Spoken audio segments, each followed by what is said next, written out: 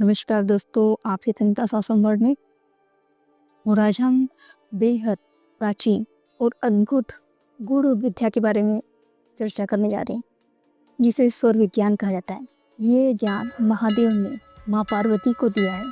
तो ये सीरीज का पहला भाग है, जिसमें हम स्वर विज्ञान की मूल शिव सर्वोदय के मूल सिद्धांतों को हम समझेंगे, जानेंगे और ये भी जानेंगे कि किस प्रकार ये मनुष्य की शारीरिक, मानसिक और आध्यात्मिक विकास में सहायक होता है। तो आइए इस अद्भुत यात्रा की शुरुआत करते हैं। तो दोस्तों, शिव सर्वोदय का पहला भाग, जिसमें स्वर विज्ञान के महत्व को बताया गया है। ये विद्या केवल सांसों के माध्यम से हमारे जीवन में चमत्कारी परिवर्तन ला सकती है। ये विद्या सांसों से जुड़ी हुई है और बताती है कि किस तरह सांसों से जुड़कर हम अपने जीवन में चमत्कारी परिवर्तन ला सकते हैं। स्वर विज्ञान, जिसे हम शिव सर्वोदय शास्त्र कहते हैं, यह ज्ञान माँ पार्वती को शिव जी ने दिया है। माँ पार्वती ने मनुष्य को परेशानी में देखा कि कितने कष्ट में है, और माँ तो माँ ही है, वो अपने बच्चों का कष्ट कहाँ देख सकती है। तो उन्होंने वो महादेव के पास गई, बोला, मानव जाति कितने कष्ट में है महादेव, क्या कोई भी उपाय नहीं है उन्हें इस कष्टों से निकाल सके। तो महादेव शिव जी ने माँ पार्वती के बहुत अनुमोदन करने पर उन्हें कुछ मंत्र, साबर मंत्र से उन्हें बहलाने की कोशिश की कि ये साबर मंत्र हैं जिससे मनुष्य अपने कष्टों से अपनी जिंदगी के जो चक्र है उससे बाहर निकल सकता है। पर माँ पार्वती, माँ शक्ति कहाँ मानने वाली थी। उन्होंने बोला, नहीं महादेव, इन सब से भी परे कुछ और जो बहुत ही शक्तिशाली ज्ञान हो, बहुत शक्तिशाली विद्या हो, वो बताइए मुझे। आप कैसे इस ब्रह्मांड, इस मनुष्य को कंट्रोल कर सकते हो। इतना बड़ा ब्रह्मांड है, आप इसे कैसे कंट्रोल कर सकते हो, बताइए। तो जरूर आपके पास कुछ ना कुछ ऐसा है जो मानव जाति के विकास के लिए, उनकी उन्नति के लिए बहुत महत्वपूर्ण है, जो उन्हें इन सब बाधाओं से, जो अपने जीवन चक्र से निकाल सकता है। तो महादेव ने बोला, हे माँ पार्वती, मैं किसी पर भी कंट्रोल नहीं करता, मैं तो सिर्फ उनकी सांसों पे कंट्रोल करता हूँ। मैं तो उनकी सांसों में रहता हूँ। किस तरह हमारी सांसों में रहते हैं महादेव। तो यह शास्त्र पूरी तरह सांसों के माध्यम से हम ब्रह्मांडी शक्ति से जुड़ सकते हैं, हम अपने शिव से जुड़ सकते हैं। शिव जो हमारे अंदर ही है, वो शक्ति जो हमारे अंदर ही है। हमारे शिव कहाँ विराजित है, हमारे मस्तक पे विराजित हैं। और शक्ति कुंडलिनी जो सुषुप्त अवस्था में पड़ी है, वो कुंडलिनी, वहाँ हमारी शक्ति है। और शक्ति सुषुप्त अवस्था में है।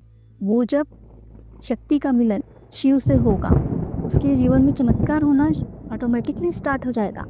श्वास और ऊर्जा के बीच एक गहरा संबंध है। जब आप इनहेल करते हो, जब सांस अपने अंदर लेते हो, तो आप यूनिवर्स की प्राण ऊर्जा को अपने अंदर लेते हो।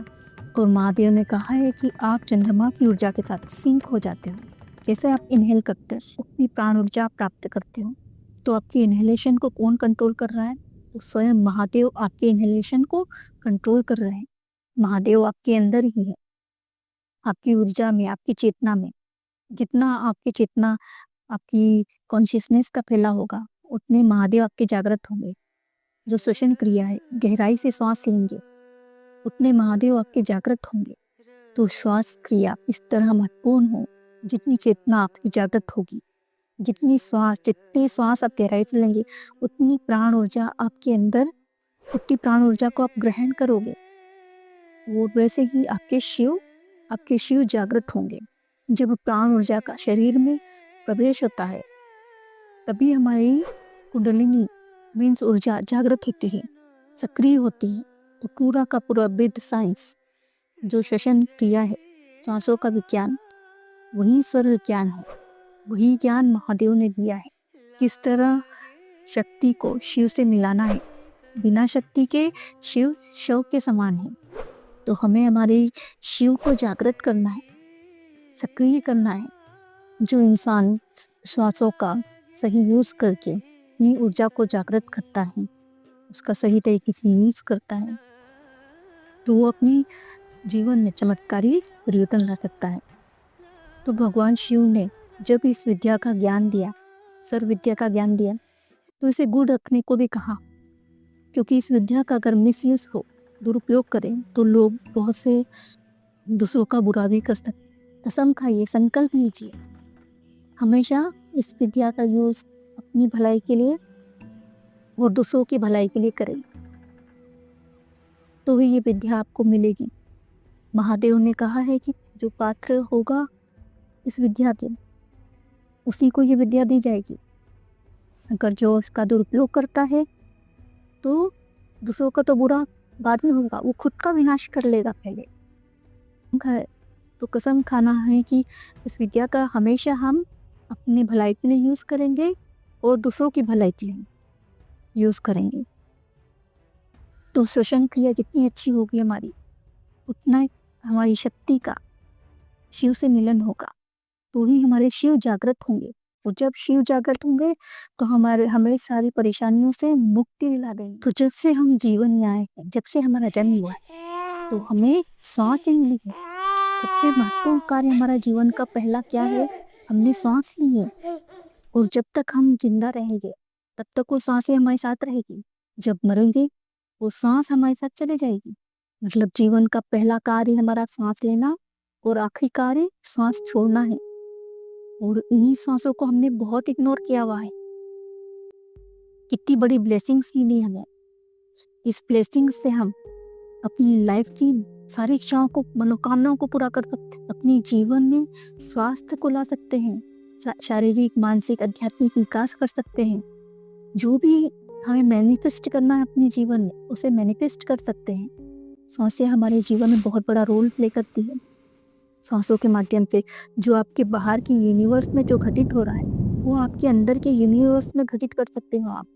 अब इस श्वसन क्रिया को और गहराई से समझने के लिए हम अगर भगवान महादेव को देखें, शिव जी को देखें, तो उन्होंने अपने आप को अर्धनारीश्वर बताया है, जिसमें उनका आधा भाग लेफ्ट साइड नारी के रूप में बताया गया है और आधा मीन्स राइट साइड नर के रूप में बताया है।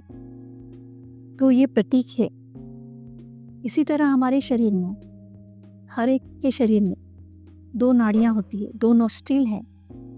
जिस तरह हमारे प्लैनेट्स देखेंगे हम, जो प्लैनेट्स हम अपने आंखों से देख सकते हैं, 2 प्लैनेट्स जो मून है, जो सूरज है, तो ये दोनों प्लैनेट्स ही हमारी ये राइट साइड और लेफ्ट साइड की नोस्ट्रिल श्वास को नियंत्रित करते हैं। ये दोनों प्लैनेट्स का हमारी श्वासों के साथ एक संबंध होता है। जैसे तो हमारे शरीर में 72,000 नाड़ियाँ हैं, जो हमारी नाभि से जुड़ी हुई और पूरे शरीर में फैली हुई है। लेकिन ये प्राइमरी जो 3 नाड़ियाँ हैं, बहुत महत्वपूर्ण, यही महत्वपूर्ण नाड़ियाँ हैं, ईड़ा नाड़ी, पिंगला नाड़ी और सुषुम्ना नाड़ी। ये हमारे पूरे जीवन को नियंत्रित करती है। सांसों के महत्व को समझना होगा कि हम जब जीवन में आए हैं, तो हम हमारी उम्र नहीं लिखा के आए कि हम 100 साल जिएंगे, 50 साल जिएंगे, 75 साल जिएंगे। हम अपनी श्वासों को लिखा के आए हैं कि हमें कितनी सांसें मिलेंगी। तो श्वासों के महत्व को समझ के उसके लिए जागरूक होना बहुत जरूरी है। जितनी गहरी सांस लेंगे, उतनी कम सांसें लेंगे, उतनी ज़्यादा हमें जिंदगी मिलेगी। इतने साल हम जिंदा रह सकते हैं, हम जीवन यापन कर सकते हैं, उतनी अपनी जिंदगी को बढ़ा सकते हैं हम। लेकिन अगर हम सांसें ऐसी वेस्ट करते रहेंगे, जल्दी जल्दी सांसें लेंगे अपनी से, हम अगर एनिमल्स को देखें, डॉग्स कितनी जल्दी जल्दी सांसें लेता है, वो उसका जीवन काल उतना ही रहता है, बहुत जल्दी वो मर जाता है। अब कछुए को देखेंगे, बहुत स्लो सांसें, उसकी सांसें कितनी स्लो होती है, वो कितने सालों तक जिंदा रहता है। तो सांसों के महत्व को हमको समझना जरूरी है। हम कुछ काम करते हैं, हमें प्रॉफिट होता है, ये सैलरी मिलती है, हम उसे सेविंग नहीं करेंगे, हम उसे ऐसे ही खर्च करते रहेंगे, हमारे पास क्या बचेगा? शून्य बचेगा। तो उस तरह हमें हमारी सांसों को भी सेविंग करना बहुत जरूरी है। तो कहने का आशय है कि हमें गहरी सांसें लेना है, डीप ब्रीथ, ना कि जल्दी जल्दी सांस लेना है। तो हमें सांसों के प्रति जागरूक होना पड़ेगा, हमारे शिव को जागृत करना है, हमें शक्ति का, शिव से मिलन करना है, तो इसका सारांश ये है कि हमारे सांसों के पहले महत्व को समझना पड़ेगा। शिव सर्वोदय में जो स्वर विज्ञान बताया गया है, महादेव ने बताया किस तरह हमारी जो शक्ति, हमारी जो चेतना है, सुषुप्त अवस्था में शक्ति है, उस शक्ति को हम प्राण ऊर्जा जैसे लेंगे, प्राण ऊर्जा जितनी गहरी सांस लेंगे उतनी ज़्यादा प्राण ऊर्जा हमारे अंदर प्रवेश करेगी, और जितनी ज़्यादा प्राण ऊर्जा हम ग्रहण करेंगे वैसे ही हमारी शक्ति धीरे धीरे ऊपर होगी, और उसका शिव से मिलन होगा। जो शिव हमारे मस्तक पर बैठे रहे उससे मिलन होगा, तो हमारी जीवन में चमत्कार होना शुरू हो जाएंगे। तो यही है सौर विज्ञान। तो ये पार्ट 1 है हमारा शिव सर्वोदय का, जिसमें हमने श्वासों के महत्व को बताया है। तो इस सीरीज में हम आगे और रहस्यमयी तकनीकों को जानेंगे।